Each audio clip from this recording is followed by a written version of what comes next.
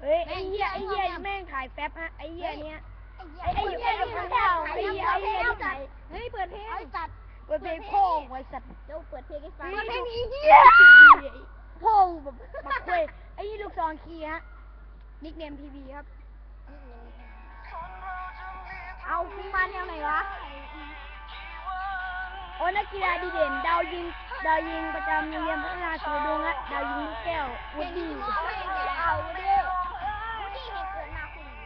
ดีเกิดมาคุยพ่องบอกคุยบอกหนูซิงเอาหนูซิงไม่ออกเฮียแม่ยังบอกคุยบอกไอ้ดิติดเกมวงเงียมาไอ้สัตว์ไอ้ดิไม่ขอไปเฮียเอาลูกซอคีโอ้เฟซบุ๊กผมครับไอ้เฮียเอ็งพวกห่างครับบักห่างเนี่ยมันเอ็งพวกห่างครับบ้านพวกเหรอทานเล่นหมูทานเฮีย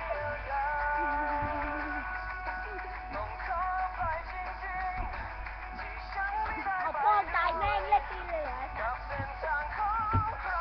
พ่อ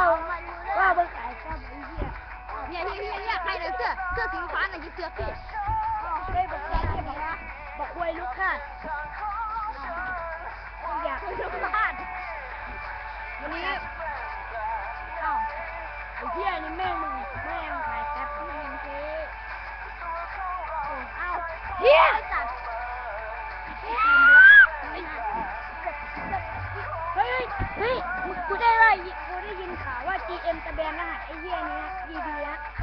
GM จะแบนรหัสมันไอ้นี่ทำได้ไอ้นี่แกนทศกัณฐ์ครับไอ้หานี่สะพานมันเด็กทศกัณฐ์ครับผมมันไอ้หานี่ไม่มีแกนครับไอ้หานี่ไม่มีแกนไอ้สัตว์ว่ากูได้เรียนมึงแค่ไหนกูสภาเด็กเกียนสภาเด็กเกียนเหี้ยไอ้ควยเนี่ยไอ้เหี้ยสองไอ้ปาขี้สอง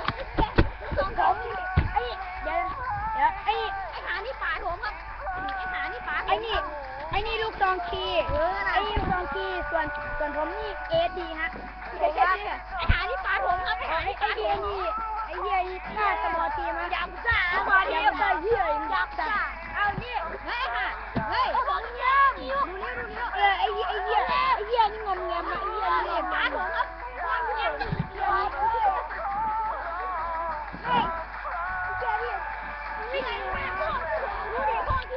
ดูโทรศัพท์น้องแม่งงัวเลยพ่อชื่อน้องพองดิเนี่ยบักตัดดิไอ้อยากตีกับบักหานี่โทรมาได้ครับพี่เฮ้ยกูอยากบอกนะมึงมาดูหาพ่อมาคลิปกูบักตัดโอ้ยตัดเอาแม่งเอาเลยเว้ยมึงมาดูคลิปกูหาพ่อบักเว้ยมึงถ้ามึงเกมมึงกดไลค์กูดูถ้ามึงเกมมึงกดไลค์กูดูบักเว้ยบักตัดมึงอยากร้องไห้ว่ะ